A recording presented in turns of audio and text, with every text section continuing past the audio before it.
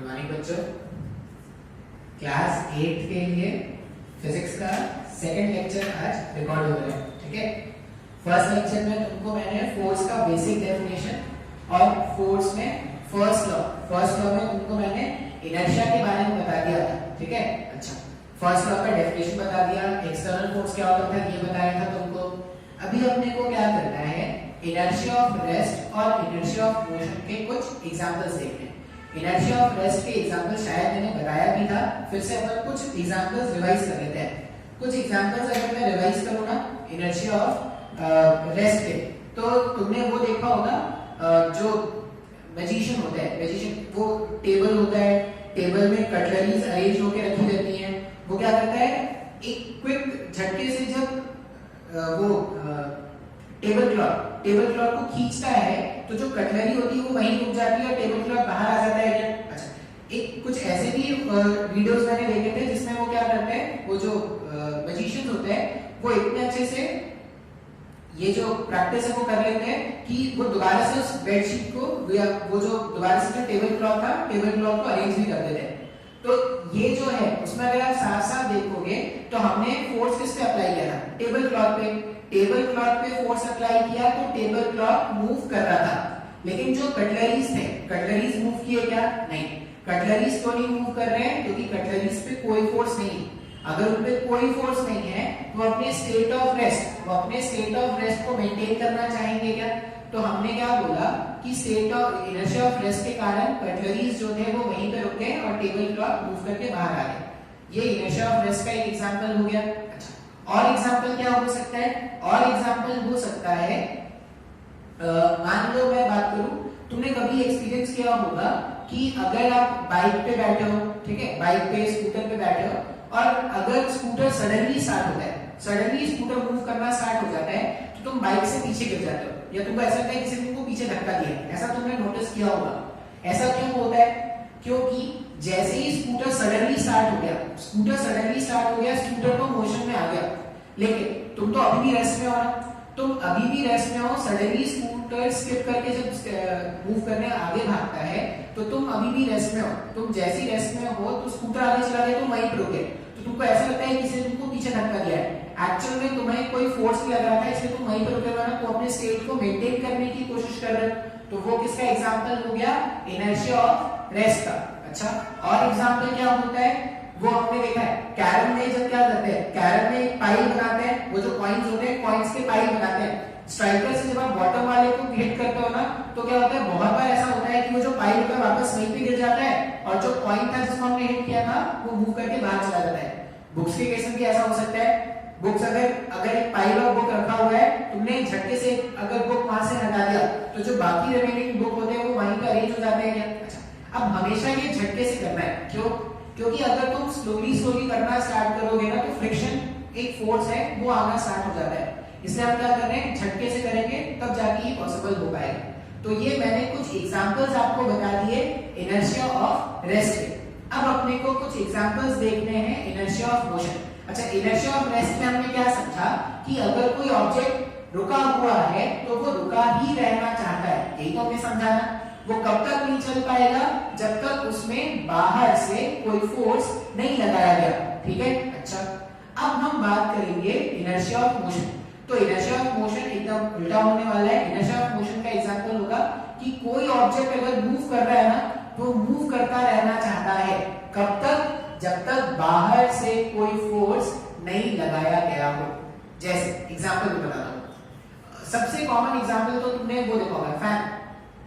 जो फैन होता है, फैन का मान लो फैन तुमने ऑन कर दिया, फैन घूम रहा था, जैसे ही फैन के स्विच को तुम ऑफ करते हो फैन तो घूमना बंद हो जाता है क्या? नहीं, वो कुछ टाइम के लिए और घूमता है। क्यों? क्योंकि उसका फैन को स्विच करने से पहले तक उसका जो स्टेट था वो मोशन का स्टेट था क्या? तुमने जैसे ही स्विच बंद कर दिया, तुमने इलेक्ट्रिकल सप्लाई बंद कर दिया, अब वो अभी भी घूम रहा है। क्यों घूम रहा है? क्योंकि वो अपने स्टेट को मेंटेन करने की कोशिश कर रहा है। और अगर ये एयर फ्रिक्शन नहीं होता ना, मान लो आसपास सराउंडिंग में एयर नहीं होता ना, तो एक बार तुमने अगर उस फैन को घुमा के छोड़ दिया होता तो वो हमेशा घूमता रहता। बात समझ में आ रहा है क्या? ये किसका एग्जांपल हो जाएगा? इनर्शिया ऑफ मोशन का एग्जांपल हो जाएगा। इनर्शिया ऑफ मोशन के अगर मैं और एग्जांपल्स तुमको बताऊं, ध्यान से देखना, इनर्शिया ऑफ मोशन के अगर मैं एग्जांपल्स तुमको बताऊं तो ये मान लो एग्जांपल 2 है। एग्जांपल 1 कौन सा है? फैन वाला एग्जांपल तुमको ये सब नोट कर लेना है। इनर्शिया ऑफ मोशन, इसका एग्जांपल क्या है? फैन, ठीक है। अ फैन कीप रोटेटिंग, ठीक है, after the switch is on. इसका रीजन क्या है? Because of inertia of motion. Second example अगर मैं देखूं, सेकंड एग्जांपल है बस से रिलेटेड। ऐसा बोला जाता है, never, it is advised never to jump out, never to jump out of a moving bus. ऐसा एडवाइस किया जाता है। अब ऐसा एडवाइस क्यों दिया जाता है भाई? ऐसा अगर बोला गया है कि मूविंग बस से अपने को जंप करके बाहर नहीं जाना चाहिए, तो ऐसा एडवाइस क्यों दिया गया है? अब क्यों दिया गया है बात समझते हैं। तो अगर मैं बोलूं कि मान लो ये बस है, ठीक है, लॉकडाउन खुल गया है, लॉकडाउन खुल गया है, बस चलने स्टार्ट हो गया है। ये हमारे अमरावती के तो जो रेड वाले बस होते हैं ना, खटारे वाले, वो वाले बस है, ठीक है। ये बस है और ये बस का गेट है यहाँ पे, और यहाँ पे हमारा हीरो जो है वो खड़ा है, ऐसे। बात समझ में आ रहा है? बस जो है वो मूविंग, बस चल रही है। अच्छा, अगर बस चल रही है तो इसमें जो खड़ा हीरो है वो भी चल रहा है। अच्छा, अब अगर बस मूविंग है तो ये जो हीरो है यहाँ पे वो भी मूविंग है। क्यों? क्योंकि ऐसा तो होता नहीं ना कि तुम बस में बैठते हो, बस को जहां जाना होता है बस चली जाती है, तुम वहीं बैठे रह जाते हो, ऐसा तो होता नहीं है, तुम बस के साथ जाते हो। अच्छा, अब बस मूविंग था, बस आगे चल रहा है, बस आगे चल रहा है, तो ये जो हीरो है, हीरो भी तो आगे चल रहा होगा। अच्छा, अभी हीरो का ना मैं दो पार्ट में डिवाइड कर रहा हूं, दो पार्ट में डिवाइड कर रहा हूं, मतलब ऐसा नहीं उसको काट दिया बीच से। इसको इमेजिन कर रहे हैं कि बॉडी के दो पार्ट है, अपर पार्ट और लोअर पार्ट, ठीक है। स्टार्टिंग में जब बस आगे चल रहा है, जब बस आगे चल रहा है तो बॉडी का जो अपर पार्ट है, बॉडी का जो अपर पार्ट है वो भी मोशन में है, और बॉडी का जो लोअर पार्ट है वो भी मोशन में है। बस चल रहा था, बॉडी का अपर पार्ट भी मोशन में, बॉडी का लोअर पार्ट भी मोशन में। मान लो ये जो हीरो है ये यहां से जंप करेगा, ऐसे जंप करके हमारा हीरो जो है वो ग्राउंड में आ गया, ठीक है। तुम मत जैसे जंप कर जाना, हीरो को जंप कर लेने दो, अभी मैं हीरो को बताता हूं क्या होगा इसको। अब जैसे हीरो जंप करके आएगा, हीरो जंप करके आएगा, ये ग्राउंड जो है जहां पे ये जंप करके आया, ये ग्राउंड रुका हुआ है क्या? रेस्ट में है। अगर ग्राउंड रेस्ट में है तो जैसे ही ग्राउंड के कांटेक्ट में बॉडी का लोअर पार्ट आएगा, जैसे ही ग्राउंड के कांटेक्ट में बॉडी का लोअर पार्ट आएगा, ये रुक जाएगा क्या? ग्राउंड के कांटेक्ट में बॉडी का लोअर पार्ट आया तो ये क्या हो गया? ये रुक गया है। ये बॉडी का लोअर पार्ट आ गया रेस्ट। बॉडी का अपर पार्ट, बॉडी का अपर पार्ट अभी भी मोशन में है क्या? सर मेरे को नहीं समझ में आ रहा है, ध्यान से सोचो भाई। जैसे ही जंप करके आया, जमीन दौड़ रही थी क्या? ये जो ग्राउंड है वो दौड़ रहा है क्या? नहीं, ग्राउंड जो है वो नहीं मूव कर रहा। इसका मतलब जैसे ही ये हीरो जंप करके आएगा तो बॉडी का लोअर पार्ट तो रेस्ट में आ गया। क्यों? क्योंकि ये ग्राउंड के कांटेक्ट में आ गया। लेकिन जो बॉडी का अपर पार्ट है वो तो अभी भी आगे की तरफ मूव कर रहा है। अब ये रुका हुआ है, ये आगे भाग गया। समझो, ये बॉटम पार्ट रुका रहना चाहता है, आगे भागना चाहता है। ऐसा कुछ गिरने की टेंडेंसी हो जाएगी। अब बिकॉज ऑफ दिस टेंडेंसी, ये जो ऑब्जेक्ट है, ये मोशन, ये रेस्ट, ये ऐसे आगे की तरफ गिर जाएगा। अब जैसे ही ये आगे की तरफ गिरेगा तो हीरो का जो सर है वो फट जाएगा, और जितनी भी इसकी हीरो बनती थी सारी खत्म हो जाएगी। बात समझ में आ रहा है? तो इस केस में क्या होगा, अगर आप ध्यान से देखोगे तो बॉडी का जो अपर पार्ट है वो पहले भी मोशन में था, बाद में भी अपने मोशन वाले स्टेट को मेंटेन करने की कोशिश कर रहा है। क्यों ऐसा कर रहे हैं? क्योंकि अपर पार्ट, जो बॉडी का अपर पार्ट है उसको कोई फोर्स नहीं मिल रहा है। लेकिन बॉडी का लोअर पार्ट जैसे ही ग्राउंड के कांटेक्ट में आया, ग्राउंड के कांटेक्ट से आने के कारण वो रेस्ट में आ गया।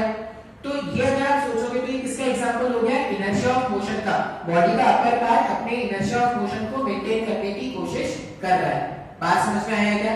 इसलिए ऐसा बोलते हैं, it is never advised to jump out of a moving bus. अच्छा, एक तो ये एग्जांपल हो गया। अब मान लो मैं बोलता कि ये तुमने देखा होगा रेलवे स्टेशन में जब वो जो कूली होते हैं या वो जो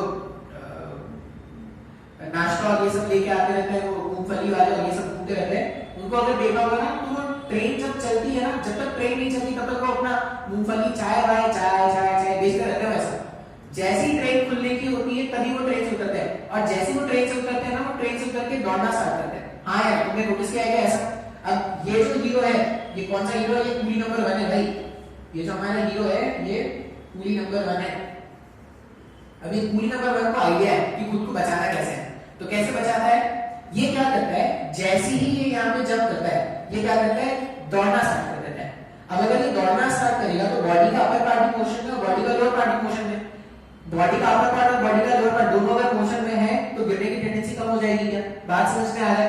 तो इस तरह से वो क्या करता है, अपनी बॉडी को गिरने से बचाता है। ये किसका एग्जांपल हो गया? इनर्शिया ऑफ मोशन का एग्जांपल हो गया। बात समझ में आया? तो इनर्शिया ऑफ रेस्ट अपने रेस्ट वाले स्टेट को मेंटेन करना है, इनर्शिया ऑफ मोशन अपने मोशन वाले स्टेट को मेंटेन करना है। इसी के हमने क्या किए थे, कुछ एग्जांपल्स देख लिए थे। अब तुम क्या करोगे, तुम होमवर्क में as a homework inertia of rest और इनर्शिया ऑफ मोशन के तीन एग्जांपल्स ढूंढोगे खुद से 3 एग्जांपल्स ढूंढोगे इनर्शिया ऑफ रेस्ट के, इनर्शिया ऑफ मोशन के, और उसको आपको क्या करना है, ग्रुप में या आप मुझे अलग से भी फॉरवर्ड कर सकते हो। आपको खुद से 3 एग्जांपल सोचने हैं जो आपके घर के आसपास हो रहे हैं। 3 एग्जांपल इनर्शिया ऑफ रेस्ट के, 3 एग्जांपल इनर्शिया ऑफ मोशन के। ये तुम्हारा होमवर्क रहेगा। अच्छा, अभी अगर मेरे को इनर्शिया ऑफ रेस्ट और इनर्शिया ऑफ मोशन समझ में आ गया है तो अब हम क्या कर सकते हैं, न्यूटन का सेकंड लॉ सीख सकते हैं। तो अब हमको क्या करना है, बात करना है न्यूटन के सेकंड लॉ पर। ठीक है? अच्छा, जो भी मैंने लिखा था उसको आपको क्या करना है, जो भी मैंने बताया है उसको आपको नोट करना है। ऐसे नोट करना है कि कल को अगर आप पढ़ो तो आपको समझ में आए। ठीक है? अच्छा, अभी क्या करते हैं, न्यूटन का सेकंड लॉ देखते हैं। Newton's second law of motion. ठीक है? न्यूटन का सेकंड लॉ के बारे में हम क्या करने वाले हैं, बात करने वाले हैं। अब न्यूटन के सेकंड लॉ के लिए ना कुछ टर्म्स होते हैं, वो देख लेते हैं। क्या होता है टर्म्स? सबसे पहला टर्म मैं बोल रहा हूं स्पीड। ये शायद तुमको पता भी होगा। सबसे पहला टर्म मैं क्या बोल रहा हूं, स्पीड। अब तो मैं कोई डेफिनेशन वगैरह तुमको नहीं बताऊंगा, बस मैं एक बेसिक अंडरस्टैंडिंग बताऊंगा कि स्पीड क्या होता है। जैसे अगर ये लिखा है a man is running, a man is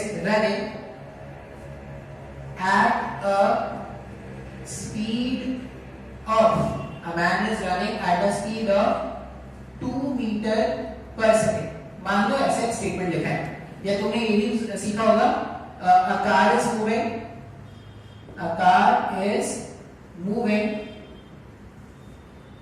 at a speed of 10 kilometre per hour. मान लो ऐसा लिखा हुआ है। क्या मतलब है इनका? अब क्या मतलब है, अगर आप ध्यान से सोचोगे तो हमने बोला कि a man is running at a speed of 2 metre per second. इसका ये मतलब है कि 2 मीटर पर सेकेंड, ऐसे ही तो हमने लिखा ना, इसका मतलब है 2 मीटर इन 1 सेकेंड। सर ये नहीं समझ में आ रहा है?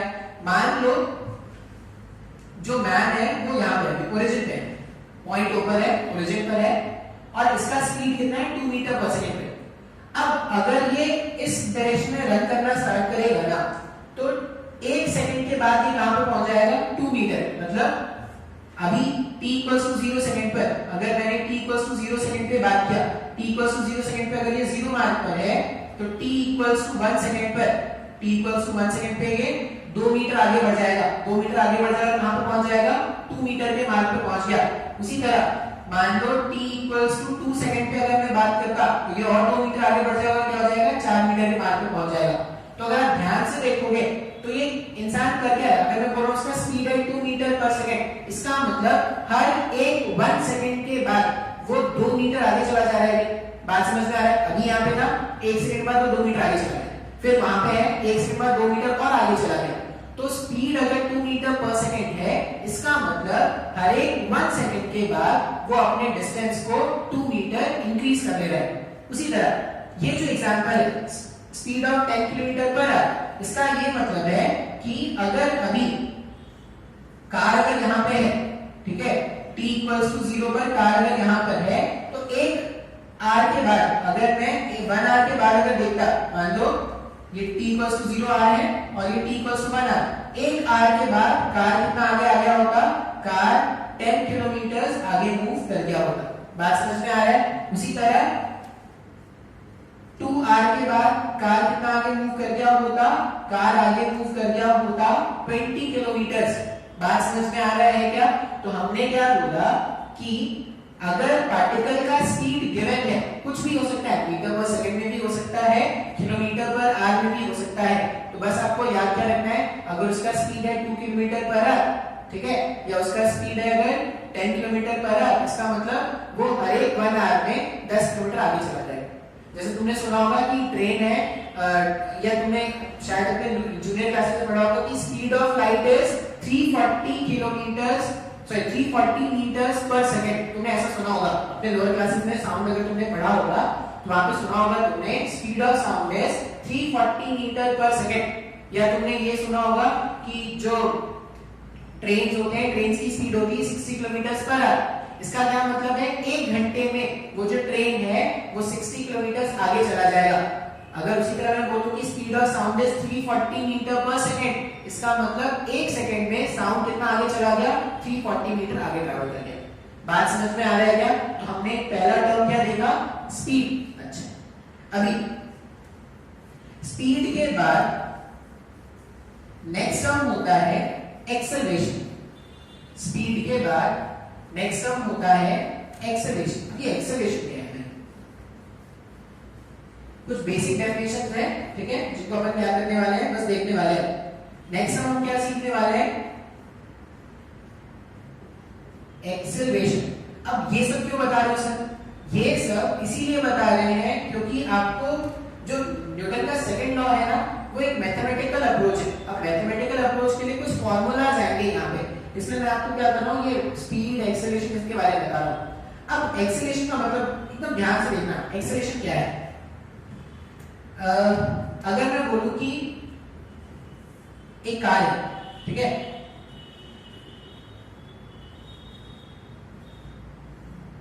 एक ऐसा कार है, इसका इनिशियल स्पीड मतलब t इक्वल्स टू 0 सेकंड पर, जब इनिशियली आपने इसको देखा होगा t इक्वल्स टू 0 सेकंड पर इसका जो इनिशियल स्पीड था, इनिशियल स्पीड जो है वो मान लो है 20 किलोमीटर पर आवर। मतलब आपने जब इसको देखा तो इसका स्पीड आपको कितना मिला, 20 किलोमीटर पर आवर मिला। अच्छा, अब ये हमेशा 20 किलोमीटर पर आवर से ही चलता रहता है क्या?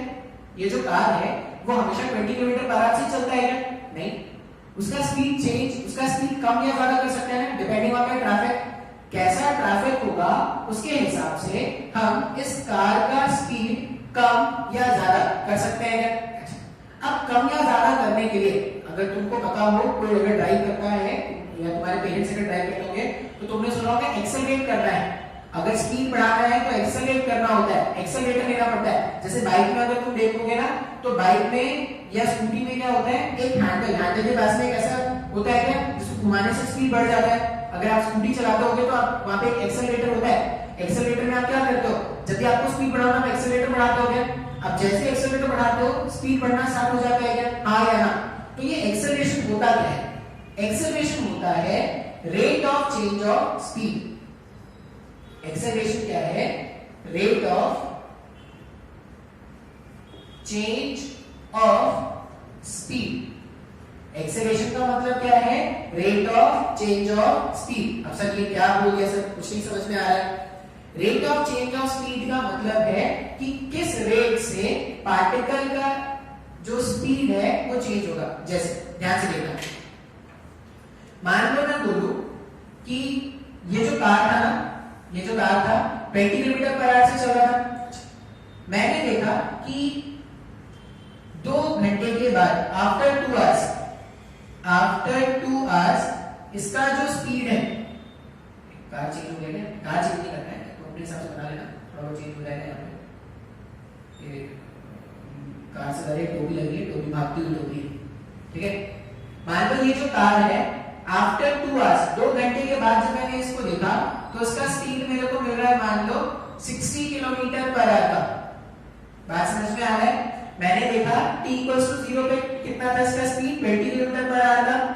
मैंने 2 घंटे के बाद जब उसका स्पीड देखा तो मुझे कितना मिल रहा है, 60 किलोमीटर पर आवर का मेरे को स्पीड मिल रहा है। अच्छा, अब अगर तुम ध्यान से देखोगे तो इनिशियली इसका स्पीड कितना था, 20 किलोमीटर पर आवर था क्या, और फाइनली इसका स्पीड कितना था, 60 किलोमीटर पर आवर। बात समझ में आ रहा है? इसका मतलब 1 घंटे के बाद अगर पहले 20 था बाद में 60 हो गया तो 1 घंटे के बाद 40 को होगा, फिर और 1 घंटे के बाद कितना होगा, 60 हो रहा होगा।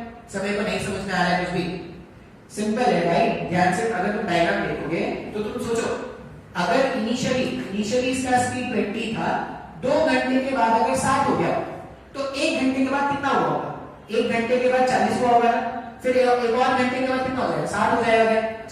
अब अगर मेरे को ये नहीं समझ में आता है तो मैं एक एक्सेलरेशन का क्या करते हैं ना, एक्सेलरेशन का एक फॉर्मूला होता है, acceleration equals to final speed. अभी के क्या करेंगे, ये फॉर्मूला याद रख लेंगे, acceleration equals to final speed, लिखते हैं जगह समझ लेना। Acceleration, A stands for acceleration, acceleration equals to final speed minus initial speed divided by time। ये एक फॉर्मूला है एक्सेलरेशन का जो अपने को याद रखना है। इसको ऐसा भी लिख सकते हैं, एक्सेलरेशन के लिए हम A यूज करते हैं, फाइनल स्पीड के हम यूज करते हैं लेटर V। V का मतलब क्या है, फाइनल स्पीड। जैसे यहां पे देखो, इनिशियली इसका स्पीड 20 था, फाइनली कितना हो गया, 60 हो गया, तो फाइनल स्पीड यहां पे कितना है, 60। V इनिशियल स्पीड के अपन यूज करेंगे U और टाइम का अपन यूज करेंगे T। तो acceleration, speed, final speed, initial speed और टाइम का एक रिलेशन होता है।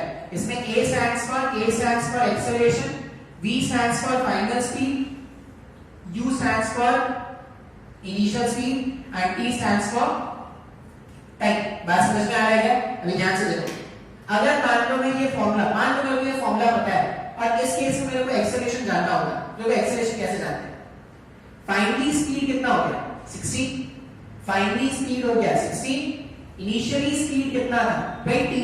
सारा वैल्यूज अगर आप पुट करोगे ना तो ऐसा कुछ होगा। इसको अगर मैं सॉल्व करूं, एक्सेलरेशन इक्वल्स v के प्लेस में 60, u के प्लेस में 20 और टाइम कितना लग रहा है, ये 2 आवर्स का टाइम लग रहा है क्या, डिवाइडेड बाय 2।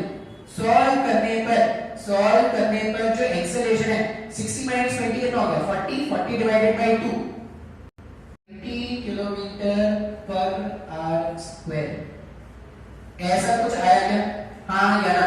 अब मैंने ये यूनिट कैसे लिखा, देखो यहाँ पे स्पीड माइनस स्पीड का यूनिट क्या है, kilometre per hour divided by एक और टाइम हो गया ना। सर नहीं आ रहा समझ में, जैसे ये 60 माइनस 20, ये तो स्पीड है ना, स्पीड को कैसे लिखते हैं, 60 किलोमीटर पर आवर का मतलब ये होता है, पर आवर का मतलब डिवाइडेड बाय आर, ठीक है। तो यहाँ पे क्या होता है, 60 किलोमीटर माइनस 20 किलोमीटर तो हो गया 40 kilometre per hour divided by एक और आर हो जाता है, तो आर डिवाइडेड बाय आर। मैं इसको सिंपलीफाई करके लिख देता हूं भाई, तो समझ में नहीं आएगा शायद आपको। ये जो मैंने सॉल्व किया यहां पर, आपको स्क्रीन पॉज करके लिख लेना चाहिए, ठीक है। यहां पे मैंने क्या लिखा, यहां पे 60 माइनस 20, ठीक है, और इसका यूनिट क्या था, किलोमीटर पर आवर, और टाइम का एक आर यहां पे भी आएगा क्या, 2 आवर्स, ऐसे ही लिखेंगे ना। तो एक्सेलरेशन कितना हो गया, 40 divided by 2। Kilometre per hour को किलोमीटर डिवाइडेड बाय आर लिख सकते हैं, एक और आर यहां पे भी था क्या। तो जब आप सॉल्व करोगे तो कितना आ रहा है, 20 किलोमीटर पर आवर का स्क्वायर आ गया है। तो इस तरह से क्या करते हैं, एक्सेलरेशन फाइंड करते हैं। एक्सेलरेशन हम कैसे फाइंड करेंगे, एक्सेलरेशन फाइंड करने के लिए अपने को फाइनल स्पीड चाहिए, इनिशियल स्पीड चाहिए और टाइम चाहिए। अगर इतना वैल्यू अपने को पता है तो हम एक्सेलरेशन फाइंड कर सकते हैं क्या, हाँ या ना?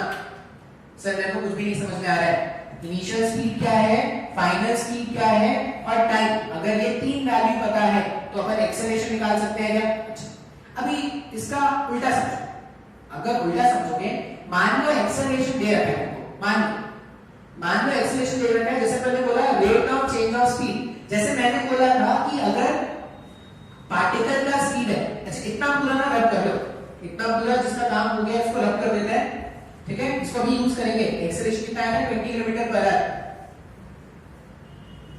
अच्छा ये इंपॉर्टेंट होता है, स्टार्टिंग में शायद थोड़ा मुश्किल लगे, जब तक नहीं समझ में, कुछ डाउट अगर हो ना इसमें तो आप मेरे से पूछ लेना, व्हाट्सएप पे पूछ सकते हो, ग्रुप में पूछ सकते हो, ठीक है, आपको समझना है एक्सेलरेशन का टर्म।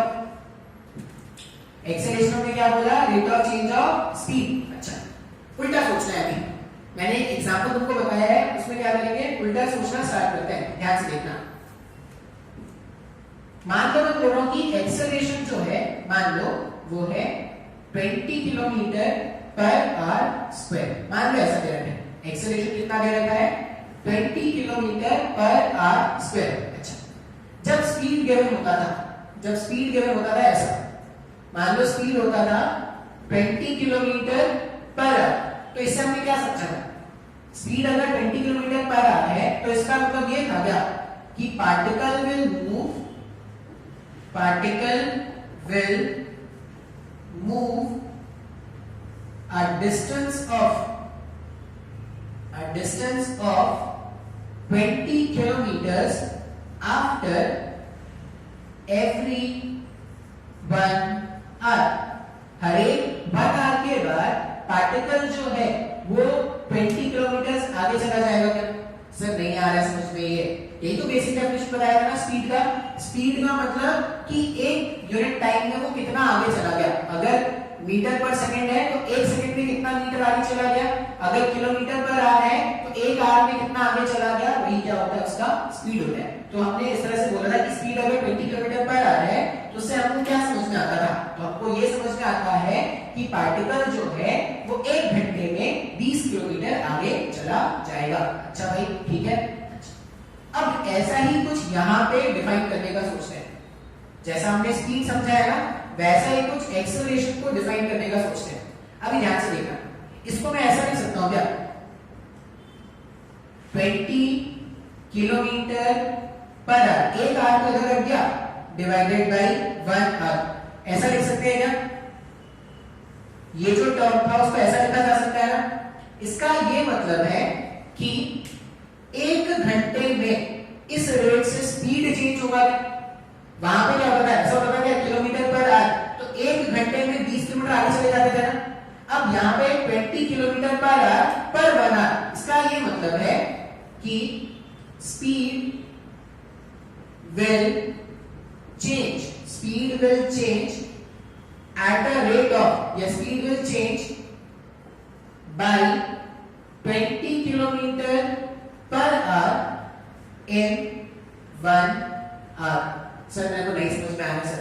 एक्सेलरेशन मैंने क्या बोला, जब भी एक्सेलरेशन दे रखा है तो क्या समझना है आपने को कि अगर एक्सेलरेशन है तो स्पीड चेंज होगा। पहला बात तो ये याद रखना, अगर एक्सेलरेशन है तो क्या होगा, स्पीड चेंज होगा। अच्छा एक्सेलरेशन कैसे कैलकुलेट करना है, एक्सेलरेशन कैलकुलेट करने के लिए v minus u divided by t का फॉर्मूला लगाना है। ये फॉर्मूला कब लगाएंगे, जब फाइनल स्पीड दे रखा है, जब इनिशियल स्पीड दे रखा है, जब टाइम दे रखा है, तब ये फॉर्मूला अपने को यूज करना है। अच्छा अभी एक्सेलरेशन का बेसिक मतलब समझाने की कोशिश कर रहे हैं। एक्सेलरेशन का बेसिक मतलब मैंने क्या बोला कि मैं एक एग्जांपल से देख रहा हूं कि मान लो एक पार्टिकल है जिसमें एक्सेलरेशन बोला गया है 20 किलोमीटर पर आवर का। इसका ये मतलब है कि 1 घंटे में पार्टिकल का स्पीड 20 किलोमीटर पर आवर से चेंज हो जाएगा। सर नहीं आ रहा समझ में, देखते हैं एग्जांपल समझ के देखते हैं, इसको नोट कर लेना। अभी एग्जांपल देखेंगे तो शायद आपको समझ में आ जाएगा। पहली बार ऐसा कुछ पढ़ रहे हैं तो शायद हो सकता है थोड़ा मुश्किल लगे, लेकिन अपने को समझना है। अगर न्यूटन का सेकंड लॉ सीखना है तो ये अपने को समझना पड़ेगा, ये समझ में आएगा तभी न्यूटन का सेकंड लॉ सीख पाएंगे। ठीक है, पॉज नहीं वाला हो रहा है, रिकॉर्ड हो रहा है। ठीक है, अच्छा अभी देखते हैं। मान लो मैंने बोला एक व्हीकल है ऐसा, ठीक है, और इसका इनिशियल स्पीड है 10 मीटर पर सेकंड। ध्यान से देखना, ठीक है, इसका इनिशियल, u मतलब इनिशियल स्पीड, u मतलब क्या है, इनिशियल स्पीड। और इसका एक्सेलरेशन कितना बोला गया है? एक्सेलरेशन बोला गया है 2 metre per second square. Acceleration का रेट क्या बोला गया है? 2 मीटर पर सेकेंड स्क्वायर, जिसको हम क्या समझेंगे? वैसा समझेंगे 2 metre per second in 1 second. हम इसको ऐसा समझेंगे 2 metre per second in 1 second. इसका मतलब पार्टिकल का स्पीड चेंज होगा। पार्टिकल का स्पीड चेंज होगा किस रेट से? 2 मीटर पर सेकेंड के रेट से। अच्छा भाई कैसे? अगर t इक्वल्स टू 0 सेकेंड पे बात करें, t इक्वल्स टू 0 सेकेंड पे उसका स्पीड कितना है? 10 मीटर पर सेकेंड का इसका स्पीड है क्या? हाँ या ना? अच्छा, मान लो कोई मुझसे बोलेगा कि t इक्वल्स टू 1 सेकेंड पे पार्टिकल का स्पीड कितना है ये बताओ, तो इसका स्पीड जो है वो 10 मीटर पर सेकेंड तक था, 0 सेकेंड पे था। अगर एक्सेलरेशन है, अगर एक्सेलरेशन नहीं होता, मान लो एक्सेलरेशन 0 होता तो स्पीड चेंज होता क्या? नहीं। मान एक्सेलरेशन 0 कब होगा? सोचो तो एक्सेलरेशन का फॉर्मूला क्या आया था? v minus u divided by t आया था ना। मान लो एक्सेलरेशन 0 है, ये 0 हो गया अगर, तो एनीथिंग मल्टीप्लाइड 0, ये 0 हो जाएगा। इसका मतलब फाइनल स्पीड और इनिशियल स्पीड सेम हो जाएगा क्या? सर बहुत मुश्किल लग रहा है सर। मैंने बोला अगर एक्सेलरेशन 0 है तो ये 0 मल्टीप्लाइड बाय एनीथिंग 0 हो गया ना, तो फाइनल स्पीड और इनिशियल स्पीड हमेशा सेम रहेगा क्या? अब अगर एक्सेलरेशन है तो क्या होगा? अगर एक्सेलरेशन है तो पार्टिकल का स्पीड चेंज होता रहेगा। कैसे चेंज होगा? तो इस क्वेश्चन में देखो, इनिशियल स्पीड था 10 मीटर पर सेकेंड। कब? जब टाइम 0 सेकेंड है तो उसका स्पीड है 10 मीटर पर सेकेंड। अगर एक्सेलरेशन हमारे पास 2 मीटर पर सेकेंड स्क्वायर का है, इसका मतलब स्पीड को चेंज करो। कैसे? हर एक 1 सेकेंड के बाद स्पीड को 2 मीटर पर सेकेंड से इंक्रीज कर दो। अच्छा, इसका मतलब 0 सेकेंड पे अगर 10 था तो 1 सेकेंड पे कितना हो जाएगा? 12 मीटर पर सेकेंड। सर नहीं आया समझ में? और देख लेते हैं। इसका मतलब 2 सेकेंड पे कितना हो जाएगा? 14 मीटर पर सेकेंड। इसका मतलब 3 सेकेंड पर कितना हो जाएगा? तो अभी 14 है, 14 में 2 और इंक्रीज कर दो तो कितना हो जाएगा? 16 मीटर पर सेकेंड। सर नहीं आया समझ में? हाँ या ना? अच्छा, अब एक और चीज नोटिस करो, 0 सेकेंड से लेकर t इक्वल्स टू 0 सेकेंड से लेकर t इक्वल्स टू 3 सेकेंड तक के बारे में अगर मैं बात करूं, t इक्वल्स टू 0 सेकेंड से t equals to 3 second, initial speed कितना है? जो 0 सेकेंड पे स्पीड होता है वो इनिशियल स्पीड है। इनिशियल स्पीड है हमारा है 10 मीटर पर सेकेंड का। इनिशियल स्पीड तो यही है ना। देखो 3 सेकेंड पे फाइनल स्पीड कितना हो गया? Final speed 16 metre per second का हो गया है। t इक्वल्स टू 0 सेकेंड पे इनिशियल स्पीड है 10 metre per second, v equals to 16 metre per second. Time कितना लग रहा है? टाइम 3 सेकेंड लग गया है। यहां से आप एक्सेलरेशन कैलकुलेट करके देखो। जब आप यहां से एक्सेलरेशन लिखोगे तो एक्सेलरेशन क्या होगा ना? Final speed minus initial speed, final speed minus initial speed divided by time. Solve करोगे 16 माइनस 10 6 डिवाइडेड बाय 3, फिर से acceleration 2 metre per second square आ रहा है। सर मेरे को नहीं समझ में आ रहा है, हाँ या ना? तो आपको दोनों तरीके से समझना है। अगर एक्सेलरेशन गिवन है, अगर एक्सेलरेशन गिवन है तो स्पीड कैसे कैलकुलेट करेंगे ये भी समझ में आना चाहिए, और अगर स्पीड गिवन है तो एक्सेलरेशन कैसे कैलकुलेट करना है। आई होप ये आपको समझ में आ रहा होगा। स्पीड जिस रेट से पार्टिकल डिस्टेंस कवर करता है उसको स्पीड बोला था। एक्सेलरेशन जिस रेट से पार्टिकल का स्पीड चेंज होगा उसको क्या बोल रहे हैं? एक्सेलरेशन। अब तुम खुद से सोचो, मान लो तुम्हारी जो स्कूटी है वो रुकी हुई है। अगर तुम एक्सेलरेशन नहीं करते तो स्कूटी आगे भागती है कभी? कभी नहीं भाग पाएगी भाई। स्कूटी को अगर आगे भगाना है तो उसके स्पीड को चेंज करना पड़ेगा। स्पीड चेंज करने के लिए तो एक्सेलरेट करते हैं, जितना ज्यादा एक्सेलरेट करोगे उतना ज्यादा स्पीड से वो भागता है। बात समझ में आ रहा है क्या?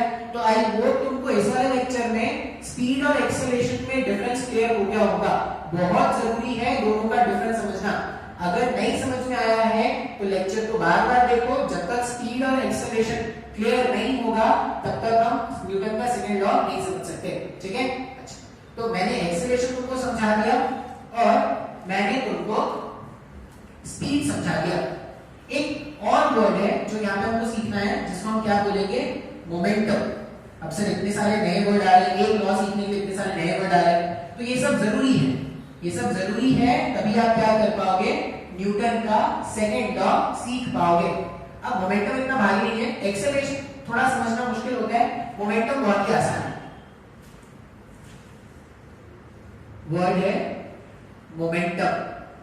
ठीक है, मोमेंटम क्या होता है? Momentum is the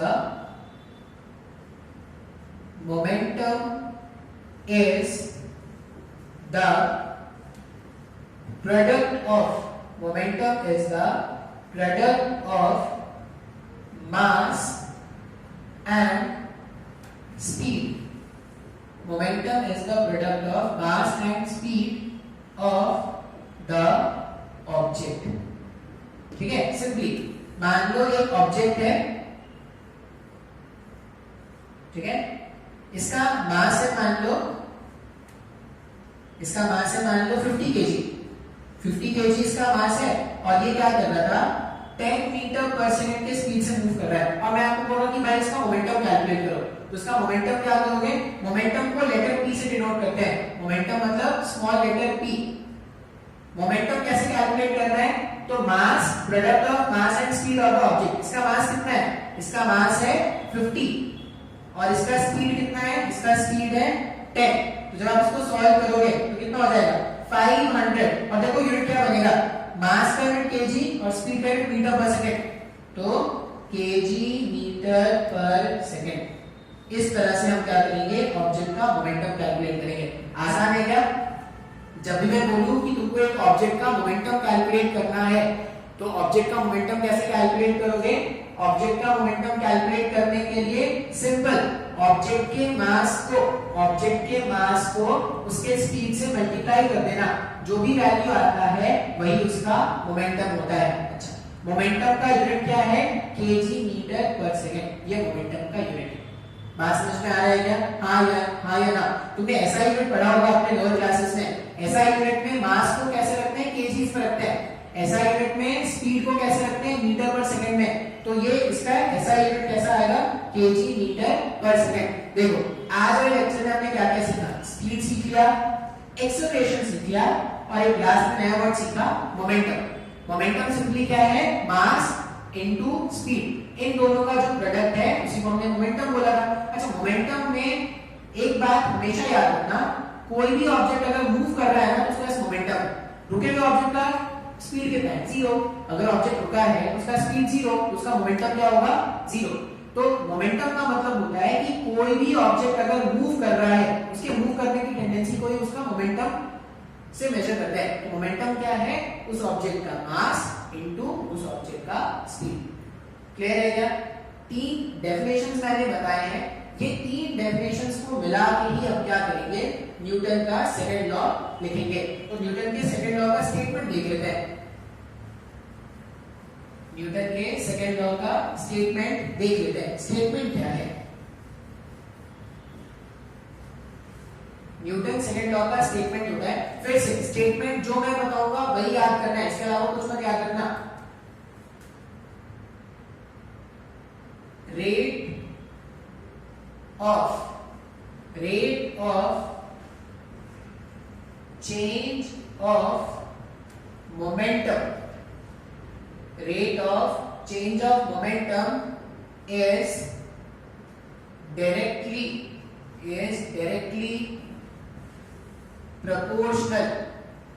is directly proportional to force applied. Rate of change of momentum is directly proportional to force applied. ये न्यूटन सेकंड लॉ का स्टेटमेंट है। ये स्टेटमेंट आपको क्या करना है?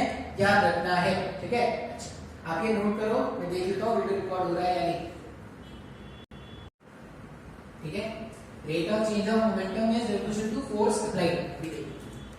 हमने मोमेंटम को डिफाइन कैसे किया था? मास इनटू स्पीड, ऐसा डिफाइन किया था क्या? अच्छा, स्पीड दो तरह से लिख सकते हैं, इनिशियल स्पीड और फाइनल स्पीड। मास तो चेंज नहीं होता, लेकिन स्पीड चेंज हो सकता है क्या? इनिशियल स्पीड और फाइनल स्पीड। तो उसी तरह मोमेंटम को भी क्या लिख सकते हैं? p initial. अगर इनिशियल मोमेंटम मुझे लिखना है तो मैं क्या लिखूंगा? मास इनटू इनिशियल स्पीड लिखेंगे क्या? मास इनटू इनिशियल स्पीड, ऐसा ही कुछ लिखेंगे। उसी तरह अगर मुझे फाइनल मोमेंटम लिखना है तो क्या लिखेंगे? Mass into final speed. Mass into final speed क्या हो जाएगा? ये फाइनल मोमेंटम हो गया क्या? अभी ध्यान से सोचो, अपने को लिखना है rate of change of momentum. तो एक दो वर्ड आ रहा है, एक तो वर्ड है यहाँ पे रेट और दूसरा है चेंज ऑफ मोमेंटम। अच्छा, फिजिक्स में आज के बाद से जब भी तुम फिजिक्स में चेंज वर्ड सुनोगे, चेंज चेंज मतलब चिल्लर नहीं, आज के बाद से जब भी तुम ये चेंज वर्ड सुनोगे तो चेंज का मतलब समझ लेना। फिजिक्स में चेंज का मतलब है final value minus initial value. Physics में जब भी मैं चेंज के बारे में बात करूं, आज से लेके जब तक फिजिक्स पढ़ोगे तब तक जब भी फिजिक्स में चेंज वर्ड दिखे समझ जाना है चेंज का मतलब है final value minus initial value. अच्छा, अब मुझे चेंज किस में चाहिए? मोमेंटम में चेंज चाहिए क्या? तो ऐसा लिखते हैं, ये डेल्टा, डेल्टा का साइन होता है, डेल्टा मतलब चेंज। डेल्टा पी अगर मैंने लिखा मतलब मैं क्या लिख रहा हूं? Change in momentum. डेल्टा का मतलब क्या है? फिजिक्स में डेल्टा, चेंज का मतलब हम क्या करते हैं? डेल्टा से नोट करते हैं। चेंज इन मोमेंटम अगर मेरे को लिखना है तो फॉर्मूले के हिसाब से चेंज इन मोमेंटम में क्या लिखूंगा? मैं लिखूंगा final momentum minus initial momentum लिखूंगा। चेंज इन मोमेंटम तो यही हुआ ना, final momentum minus initial momentum. अच्छा, इसका मतलब ये जो डेल्टा पी है यहाँ पर, फाइनल मोमेंटम क्या होता है? फाइनल मोमेंटम होगा mass into final speed. Final speed के लिए यूज करते हैं क्या? Minus initial momentum mass into initial speed.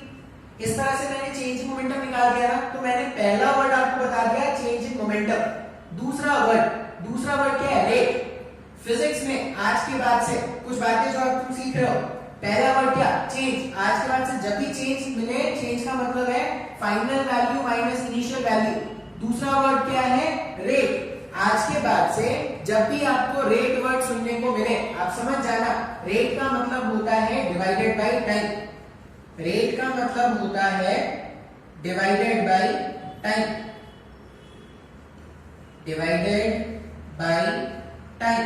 तो अगर मैं बोल रहा हूं कि rate of change of momentum, तो इसको कैसे लिखूं? देखो, डेल्टा पी ये चेंज ऑफ मोमेंटम है क्या? और मुझे इसका रेट जानना है। रेट जानना है मतलब मुझे क्या करना पड़ेगा? टाइम से डिवाइड करना पड़ेगा। Delta P upon time, rate of change of momentum. अब इसको देखो सॉल्व करते हैं। जब मैं इसको सॉल्व करूंगा तो यहां पे क्या हो जाएगा? ऐसा कुछ है क्या? M V minus M U divided by time होगा क्या? सर मेरे को नहीं समझ में आ रहा है। M V five momentum minus time, ये डेल्टा पी के बेस में ऐसा लिख दिया, टाइम को एज इट इज रहने देते हैं दोनों से। अच्छा, rate of change of momentum is directly proportional to force, यही तो बोला गया ना। मतलब सेकंड लॉ के हिसाब से डेल्टा पी अपॉन टाइम, यही तो फोर्स है, is directly proportional to force applied. Rate of change of momentum is directly proportional to force applied, मतलब ये जो टर्म है यही हमारा फोर्स है क्या? तो फोर्स इक्वल्स टू, दोनों से मास कॉमन बाहर निकाल सकते हैं ना। मास कॉमन बाहर निकाल दोगे तो v minus you divided by T, ऐसा कुछ आ जाएगा क्या? v minus you divided by T. Sir ये कहीं तो देखा था sir, v minus you divided by T. अभी तो सर आपने कुछ बताया था v minus you divided by T, ये एक्सेलरेशन बताया था क्या? ये जो टर्म है इसको एक्सेलरेशन बताया था क्या? अगर ये एक्सेलरेशन है तो फोर्स को मैं सिंपली क्या लिख सकता हूं? मास इनटू एक्सेलरेशन लिख सकता हूं क्या? हाँ या ना? तो न्यूटन सेकंड लॉ यही है, F equals to mass into acceleration. ये इसका मैथमेटिकल फॉर्मूला है सेकंड लॉ का, और ये उसका स्टेटमेंट है। कोई तुमसे पूछे कि न्यूटन सेकंड लॉ, तो लिखना ये है, ये उसका सिर्फ मैथमेटिकल फॉर्मूला है। न्यूटन सेकंड लॉ ये मत बोलना कि Newton second law is mass into acceleration of the object, ये गलत है। ये सिर्फ उसका मैथमेटिकल फॉर्मूला है। न्यूटन सेकंड लॉ का स्टेटमेंट ये है, rate of change of momentum is proportional to force applied. बात समझ में आ रहा है? तो यहां से हम क्या लिखेंगे? फोर्स जो होगा, फोर्स का वैल्यू कैसा आता है? मास इनटू एक्सेलरेशन। और ये फिजिक्स का सबसे बेसिक फार्मूला है। ये फार्मूला तुमको तुम्हारी अम्मा का याद दिला देगा, फोर्स इक्वल्स टू मास। बात समझ में आ रहा है क्या? तो ये न्यूटन का सेकंड लॉ है। अच्छा, अभी इतना डेरिवेशन है या ऐसा समझ लो ये इसका इंट्रोडक्शन है। एक बार जब इसके एग्जांपल्स बताएंगे ना तो आपको ज्यादा अच्छे से क्लियर होगा। आज के लिए रहने देते हैं, ये सब आपको नेक्स्ट लेक्चर तक याद हो जाना चाहिए अच्छे से, ठीक है। जो डेफिनेशंस है, जो टर्म्स आज सिखाए हैं वो नेक्स्ट लेक्चर से पहले आपको याद हो जाना चाहिए, ठीक है। चलो आज इतना ही रहने देते हैं।